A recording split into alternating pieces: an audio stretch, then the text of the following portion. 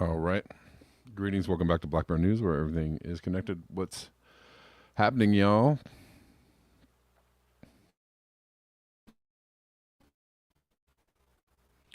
Um, welcome to Black Bear News, where everything is connected. We are live on YouTube, Rockfin, Callin, and on Twitter. If you're on Twitter, give me a shout out. Let me know you're watching. Um, and it's still really coming down. Three people died. Three people died so far in flooding here. It's still coming down. It's been about I don't know, close to 48 hours straight of like straight rain. Um, which again for some places might not be that big of a deal, but for here it is, and in some places it's just a lot of rain, but it is causing a lot of problems for some people. I don't know if y'all listen to. Some of you listen to the reading I did on the other channel, and I appreciate y'all for doing that.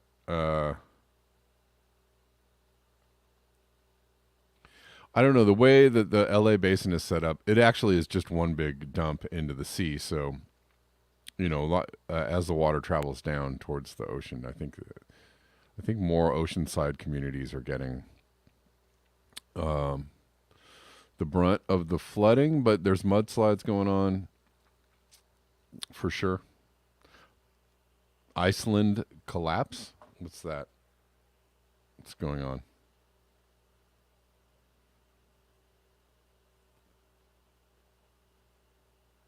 Anyways, what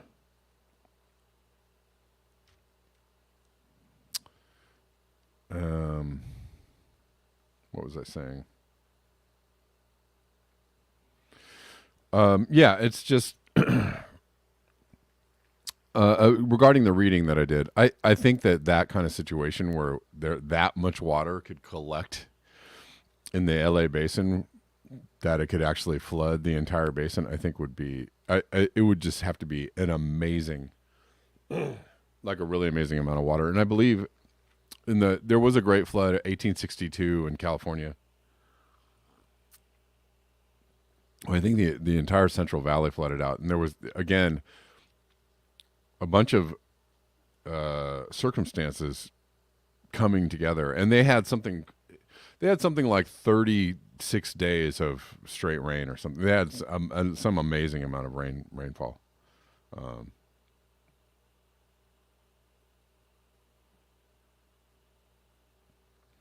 so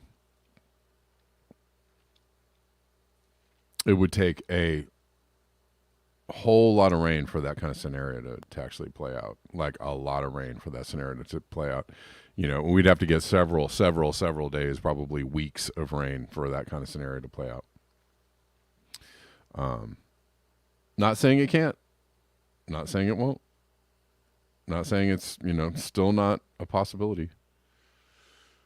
But this particular storm system, I think, is supposed to be over today or tomorrow. Today or tomorrow. Oh, it says it's letting up tonight, sometime tonight. It's going to end around 10, and then that's about it. And then back to your regularly scheduled programming as far as LA weather goes. Right, back to mild and sunny skies, pretty much.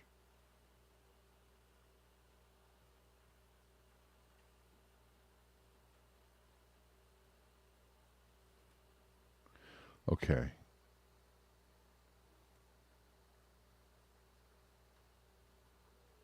Getting kind of like random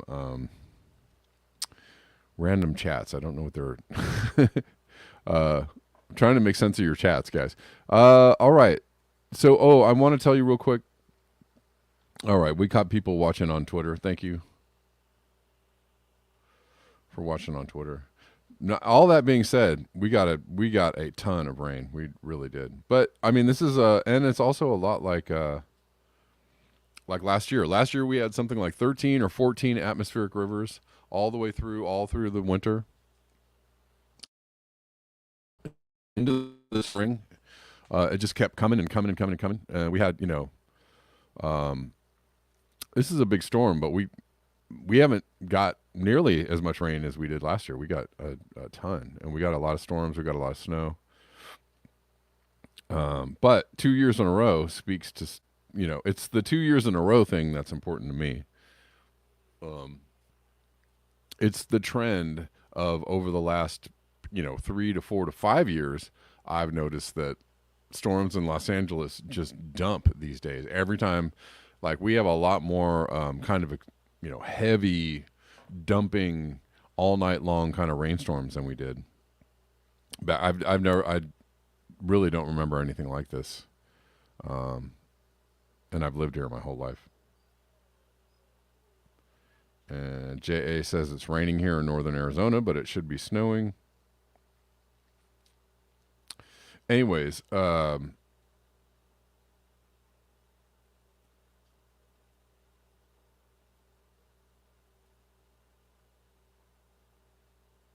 Iceland has collapsed. Is that right? They're telling people to live in their garage in Volcano Town. Or what is it? What the hell?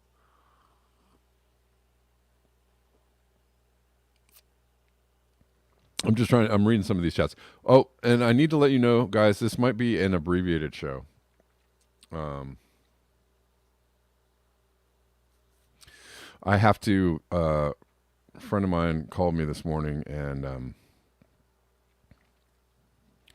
it needs a ride to the train station, and it's kind of happening like real soon. So we're going to talk for a bit, and we're going to do this as long as we can. But I may have to like cut the show short in order to get my friend to the train station.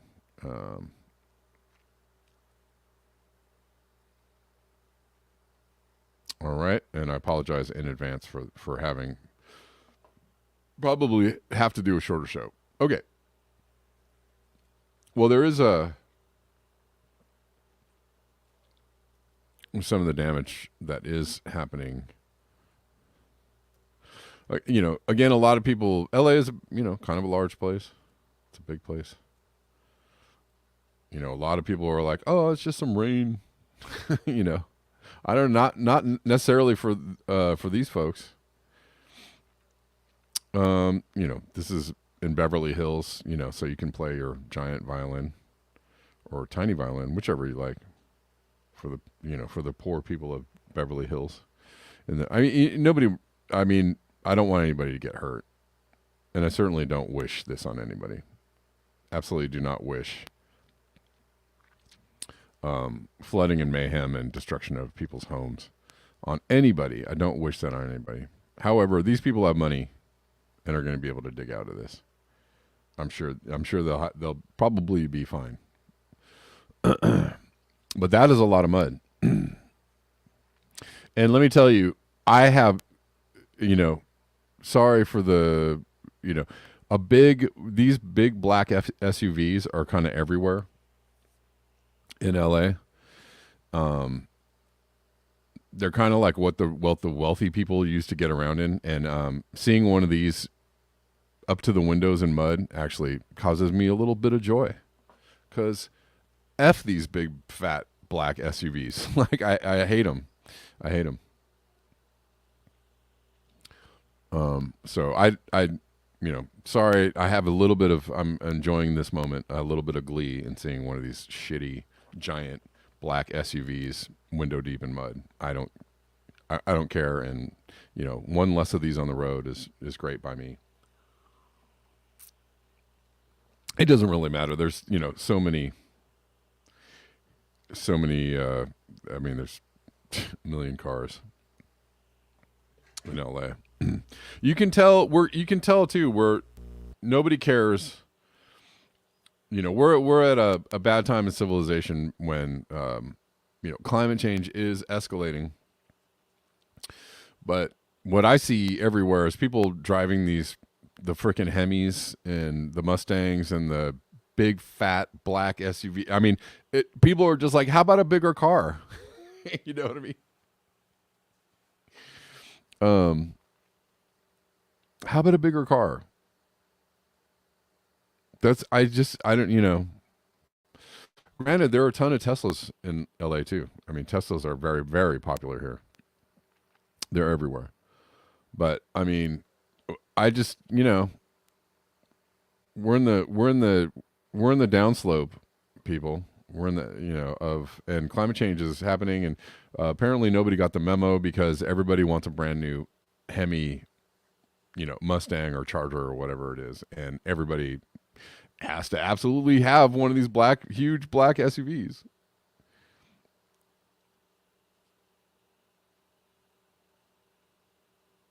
It's like a thing. I don't know. What's up, Joseph? How you doing? Let's have a little conversation while we're here. Good morning. Hey, good morning to you. I'm watching your videos, and it's devastating, isn't it? Yeah. So I agree with you on all the SUV stuff. The Teslas, I wanted everyone to consider something, though, if they wouldn't mind. All The right. juice to power the Teslas generally produces a waste product we call gas that powers the SUVs that are buried in the mud. And otherwise, it gets dumped or Right. burned off.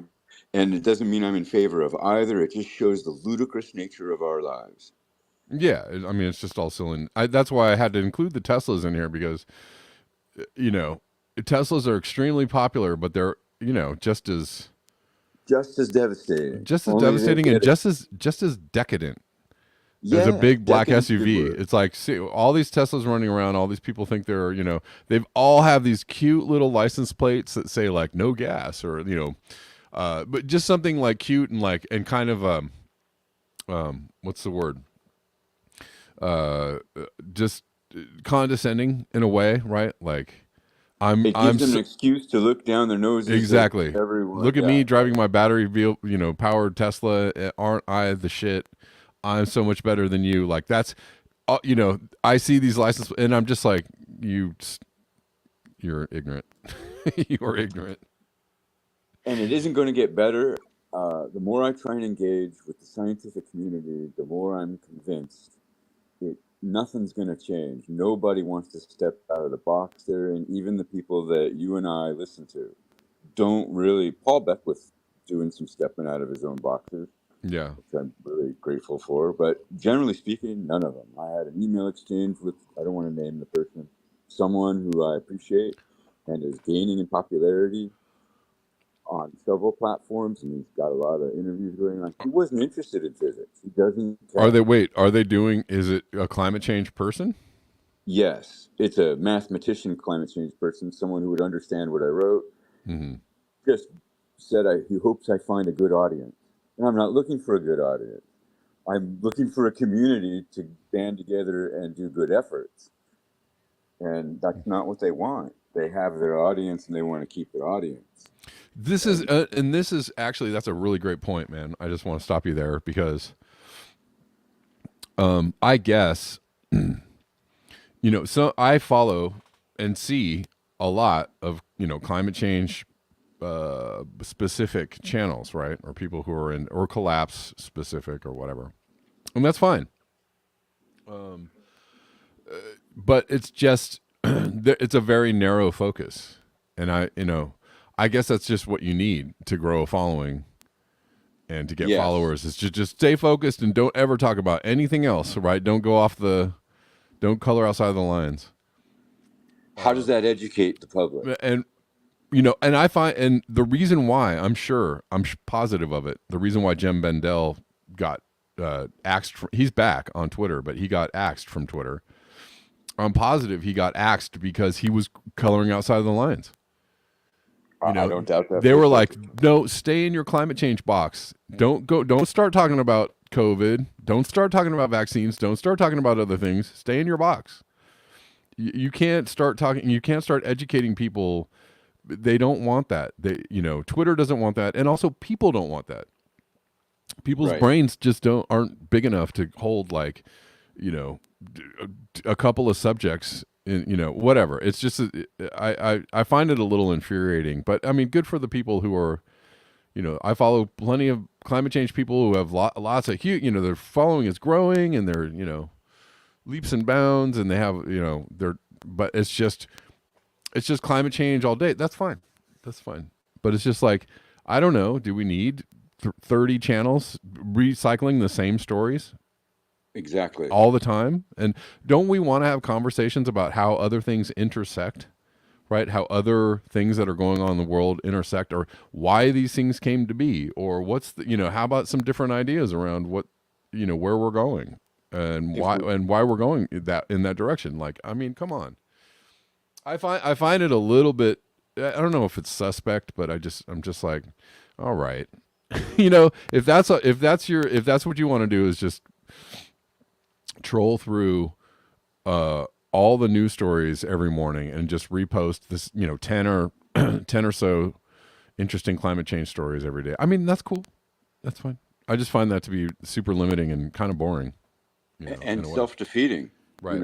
Ultimately. And in my own, I'll out myself here on the giant SUV vein.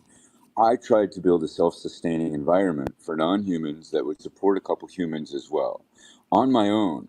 And it's really, really difficult to do without a lot of funding. And I didn't have really any funding.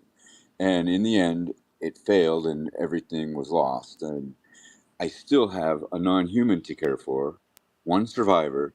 So I ended up buying a giant pickup truck, diesel, and putting a camper on it, because without the environment being sustainable, I have to be able to escape whatever comes and go somewhere. Yeah. I I don't have a better solution without a community to work with.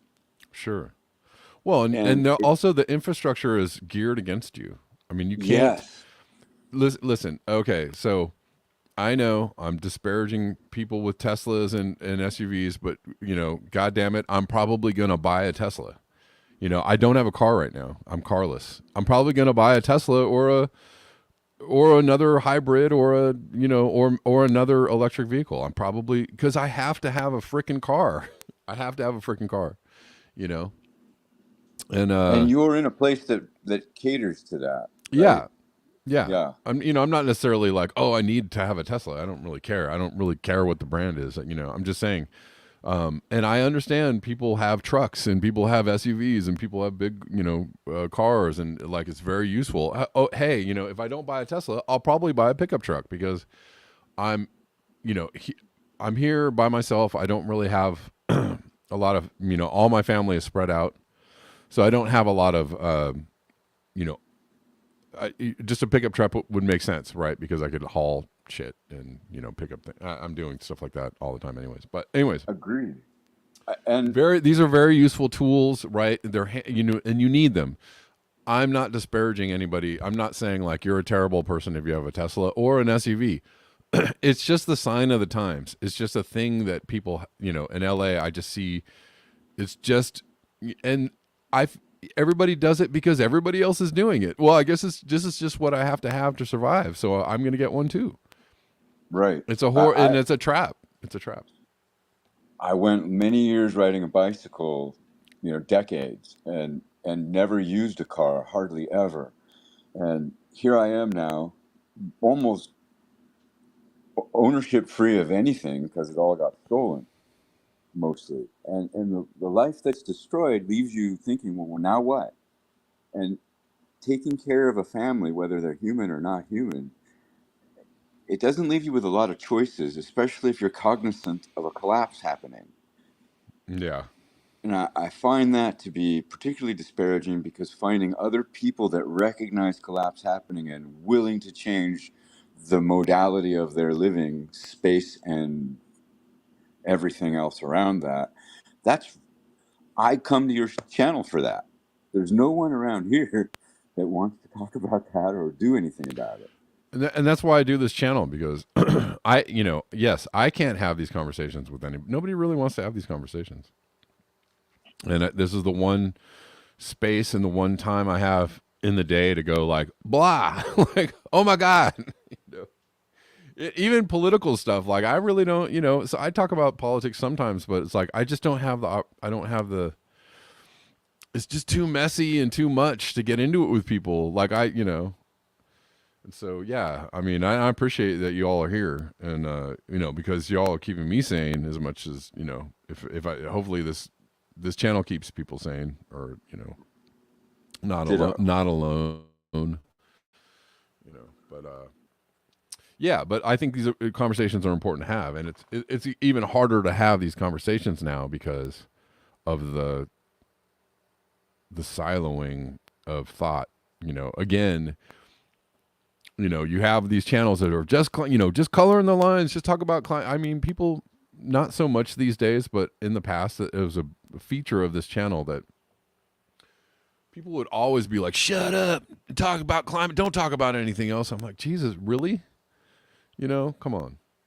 Oh yeah. That's I'm not your climate change doomer monkey, and this, you gotta just.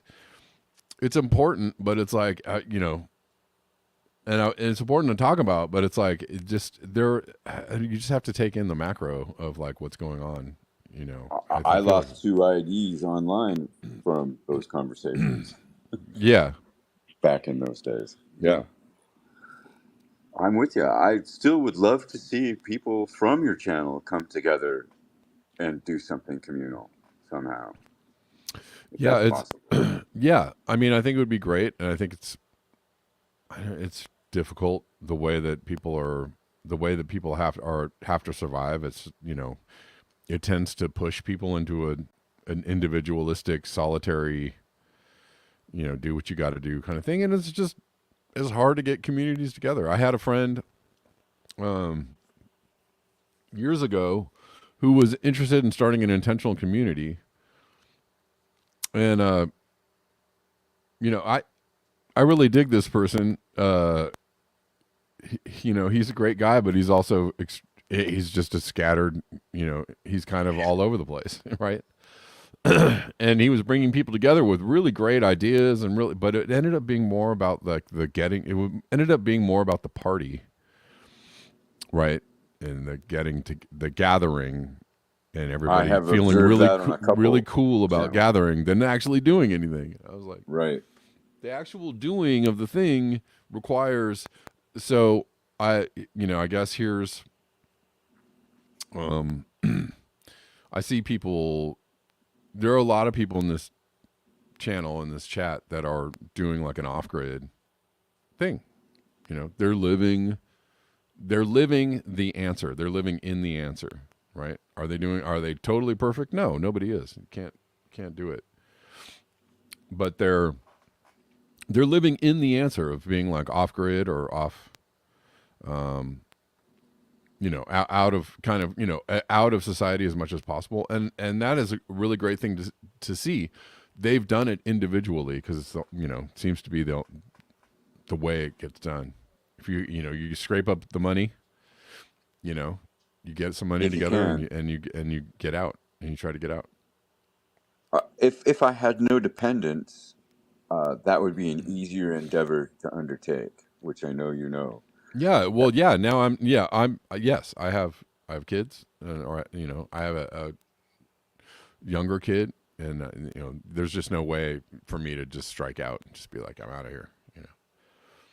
And I probably Exactly. wouldn't do it. I have a an older kid who's outside of the house, but I probably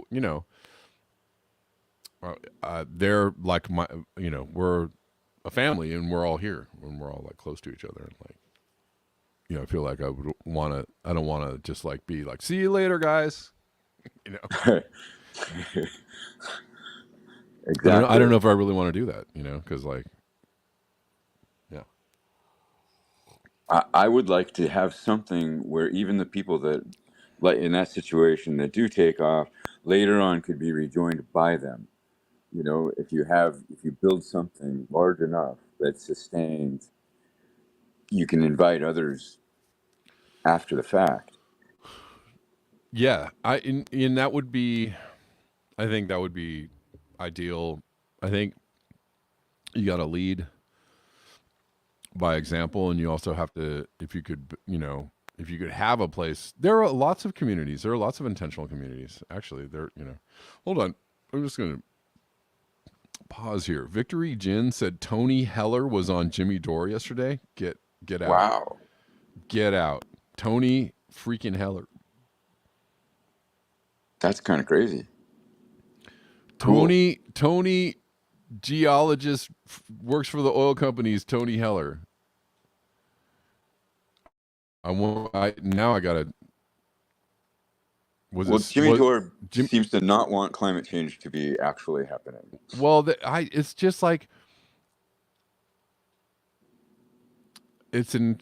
I wonder, Victory Gen, how was it as stupid as I feel like it could have been, or was it good? I don't know, but I feel like it's just like these journalists. These journalists invite the climate skeptics on, thinking they're doing something kind of edgy or being open to the other side of the argument, and that's fine. But I don't see them inviting on the other. I don't see him inviting Guy McPherson on. I don't see him inviting whatever, a climate aware person, right? If you want to hear you're not actually. It's like there's a famous or a more famous climate skeptic at like Princeton or someplace, and it's like his argument for believing in the skeptic view had a big hole in it, and again I was like, okay, you're a university professor, and you couldn't see the hole in your logic.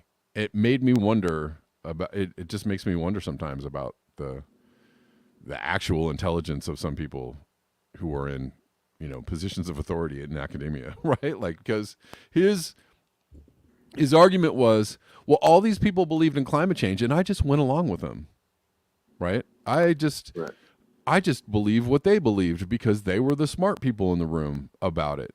But but when I started looking at it, what he did was, he started taking in the ideas of the people that were skeptical. And I was like, did you ever actually go deep on why people believed in it? You know what I mean? Like, he said he just believed in it because other people told him it was true. I was like, well, did you find out for yourself? Like, did you look at their data and their evidence? Okay, I can equate that to something that we can all. What? Yeah. So William was talking about some tech solutions and how technology can help. And like I said, I have some technology myself that helps us in the short run. Once the collapse happens, it doesn't help us at all because it depends on the same civilization. But if we look at like where the power comes from for your Teslas that are running around, most of it's coal, gas, oil, something that burns, and it produces steam. And our climate science is largely based, at least published climate science, is largely 99% based on CO2 output. And CO2 output is just one piece of the puzzle. It's not total thermal mass in any stretch of the imagination. There's tons of heat being put out by all those plants, tons of other things as well, not to mention the materials and mining, heat, etc., that goes into it. And once thermal mass is moved, you've got a perpetual vein of heat being produced just by its force against the direction of rotation of the Earth. And that's really hard to show anyone. But you did a show where we have papers showing we move 100 billion tons of material per year from underground to the surface. That you can show. And there are papers that did show that. But that's not allowed in the conversation either. And so people like who you're talking about, if they read those papers, their argument falls apart on its face. Right. So in answer to William, because tech comes from all the same diesel that the concrete comes from, that the tech is delivered upon. And concrete alone is enough to change the global climate. Sure. Yeah. I mean, it's just, it's amazing to me,